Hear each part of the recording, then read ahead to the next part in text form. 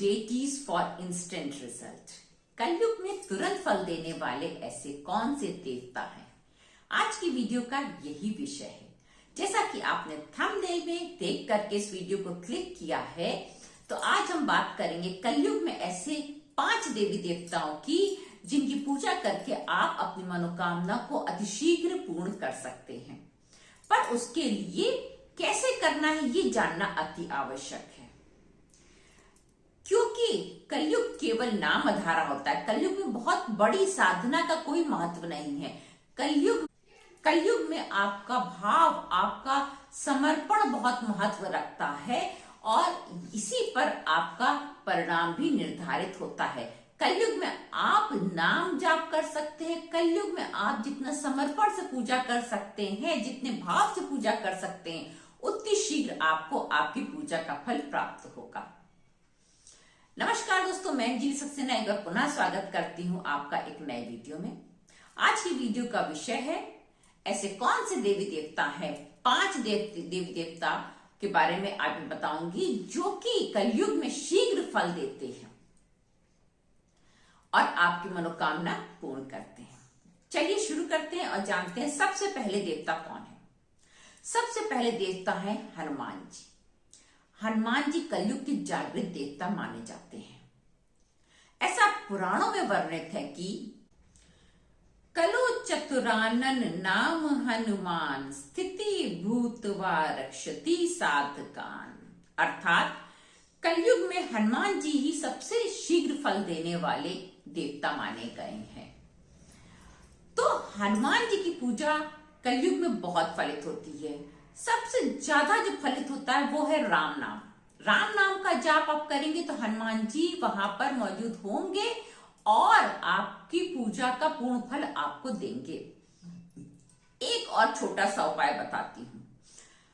जब भी आप खाली बैठे हो, कुछ समय आपके पास हो, तो आप अपने पूजा स्थान पर बैठ जाएं और सिर्फ इतना सा कहें कि हनुमान जी, आधे घंटे 1 घंटे जो भी आपके पास समय हो उतना समय आप बोलिए मुंह से कि हे हनुमान जी, हे मेरे प्रभु, मैं इतने समय तक राम जी का नाम जाप कर रहा हूं, आप थोड़ी देर विश्राम कर लीजिए।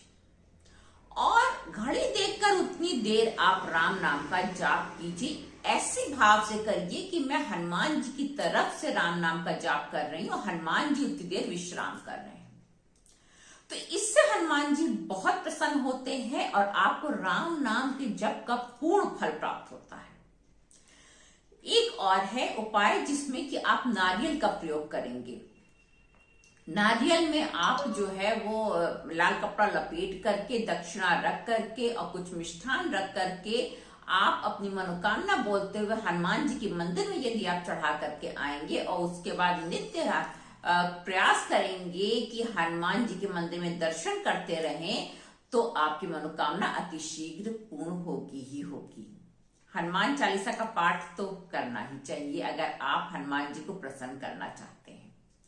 चलिए अब जानते हैं कि दूसरे जागृत देवता, दूसरे देवता, कलयुग के देवता कौन हैं जिनकी पूजा करने से आपको पूर्ण फल प्राप्त होता है। कलयुग के दूसरे देवता हैं भैरव देवता।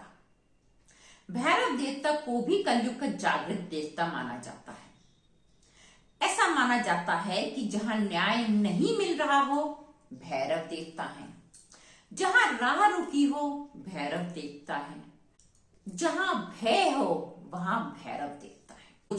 यदि आप भैरव देवता को पूजते हैं तो आपकी राह की अड़चनें दूर हो जाती हैं, आपके काम आसानी से पूर्ण होने लग जाते हैं, आपको विजय की प्राप्ति होती है। अब भैरव देवता की पूजा करनी कैसे चाहिए? भैरव देवता की पूजा करने में सबसे ज्यादा इंपॉर्टेंट होता है उनका प्रसाद। उनके प्रसाद में जो है वो दालमोट और रम विस्की ये सब चढ़ता है और ये चढ़ाने से वो अति प्रसन्न होते हैं। भैरव देवता भी कौन है? शिव जी के ही रूप हैं।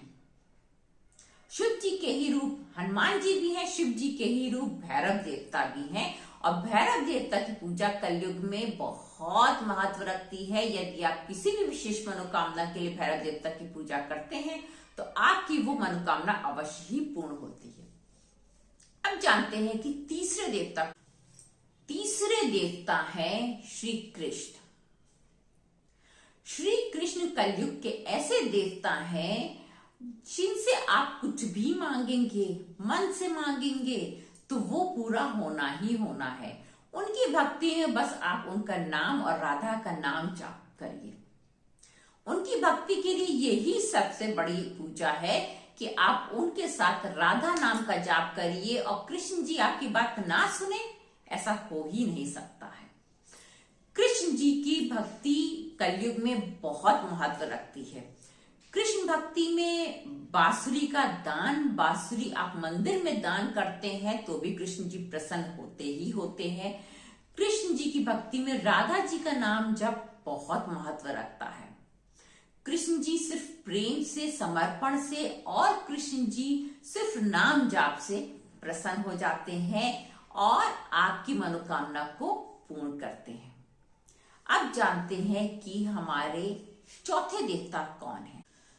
चौथे देवता है हमारे शनिदेव। शनिदेव का नाम सुनते ही लोग डर जाते हैं, पर ऐसा नहीं है। फैक्ट ये है कि शनिदेव जो है वो न्याय के देवता हैं। शनिदेव की यदि आप पूजा करते हैं, पूजा अर्चना करते हैं, शनिदेव को यदि आप प्रसन्न करने का प्रयास करते हैं, शनिवार के दिन तेल उनको चढ़ाते हैं, दीपक जलाते हैं उनके सामने, लेकिन अपने घर में नहीं, घर के अंदर शनिदेव की फोटो पूजा नहीं करनी चाहिए, हमेशा मंदिर में करनी चाहिए। इस बात का आपको ध्यान रखना चाहिए क्योंकि शनिदेव खुले में रहते हैं, उनके ऊपर छत नहीं होती। कहीं भी आप देख लीजिए जो शनि मंदिर है ऊपर छत नहीं होती है, वो खुले में रहते हैं। इसलिए शनि देवता को घर में नहीं रखना चाहिए, घर के बाहर आप मंदिर में जाकर के ही उनकी पूजा करें। शनि देवता को तेल अर्पित करें, काले तिल अर्पित करें और शनि देवता से आप अपनी मनोकामना कहें पूर्ण होगी। परंतु कंडीशन सिर्फ इतनी सी है कि आपके कर्म अच्छे होने चाहिए क्योंकि वो न्याय के देवता हैं। अगर आपकी धारणा गलत है, अगर आपके कर्म गलत हैं, अगर आप अपने नीचे काम करने वालों का निरादर करते हैं, आप जो है वो गलत तरीके से उन लोग से पेश आते हैं, तो शनिदेव आपको कभी अच्छा परिणाम नहीं दे सकते हैं।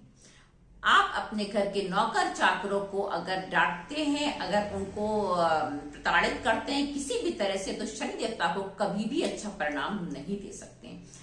इसीलिए अगर आप शनि देवता से अपने लिए बहुत कुछ चाहते हैं, शनि देवता राजा बनाने की शक्ति रखते हैं, अगर आप चाहते हैं कि वो आपकी मनोकामना पूरी करें तो अपने नीचे काम करने वाले सर्वेंट क्लास लोगों को बहुत इज्जत से रखिए, उनकी दर्द को समझिए, उनकी पीड़ा को समझिए, उनकी जरूरतों को समझिए और उनके लिए कार्य करिए।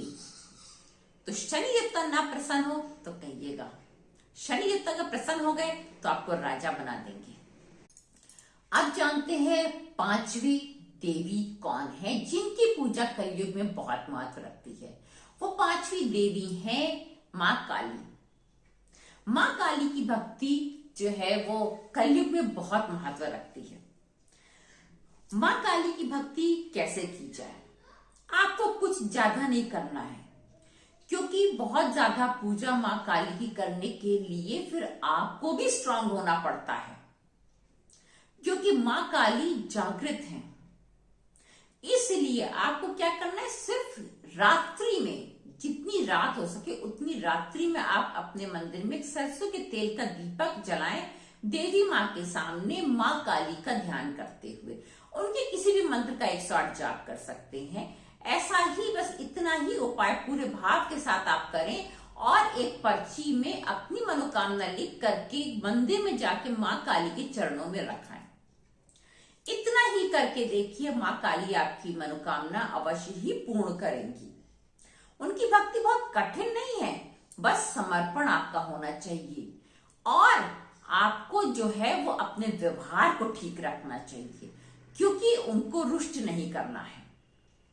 अगर रुष्ट हो गई तो आपकी मनोकामना तो पूरी नहीं होगी, आपका अच्छा भी नहीं होगा। इसलिए आपको उनको मना के रखना है, अपने कर्म को अच्छे रखना है, क्योंकि कलयुग कर्म प्रधान है। कर्म को अच्छा रखिए और माँ काली के नाम का एक दीपक आप अपने घर के मंदिर में देर रात में जलाएं। तेल का दीपक होना चाहिए। ऐसा करने से माँ काली प्रसन्न होती। माँ काली के नाम से जलाएं, क्योंकि काली जी को फोटो घर में रखना, उनकी पूजा जो है करना, वो बहुत घरेलू लोगों को नहीं करना चाहिए। उनके मंदिर में ही जाकर आप पर्ची रख करके आए, क्योंकि उनका भोग जो है वो बहुत इंपॉर्टेंट होता है। इसलिए घर में मेरे विचार से नहीं रखना चाहिए। यदि आप उतनी साधना कर सकते हैं तो आप रखिए, अन्यथा ना रखिए। किसी भी देवी के सामने मां काली का ध्यान करते हुए दीपक आप जला लीजिए। इस तरह से आप इन 5 देवी देवताओं की पूजा करके कलयुग में अपने रास्ते आसान कर सकते हैं, अपनी मनोकामना को पूरा कर सकते हैं और अपना जीवन सरल कर सकते हैं। कलयुग केवल नाम आधारा है। नाम से, समर्पण से, श्रद्धा से, भाव से कर्म करना ही आपकी मनोकामना को पूरा करेगा। अपने कर्मों को सुधार के रखिए, कर्मों में ध्यान रखिए आपसे कोई गलती ना हो, तो आपको वैसे भी फल अच्छे ही मिलेंगे। बाकी जो पूर्व जन्म के कर्म चले आ रहे हैं उनका फल तो भोगना है। सिर्फ फर्क क्या पड़ता है कि अगर आप अब अच्छे कर्म कर रहे हैं तो आपकी जो वो भोगने का जो समय जो है, जो पीड़ा है, वो कम हो जाएगी। इतना फर्क पड़ता है। इसलिए इनमें से किसी भी देवता को चयन करिए और आप पूजा करिए पूरी श्रद्धा भाव से, और अपना कलयुग का समय बहुत आराम से अच्छे से गुजारिए। फिर मिलेंगे एक नए वीडियो में एक नए विषय के साथ। तब तक के लिए जय श्री राम, जय हनुमान, संकट मोचन, कृपा निधान।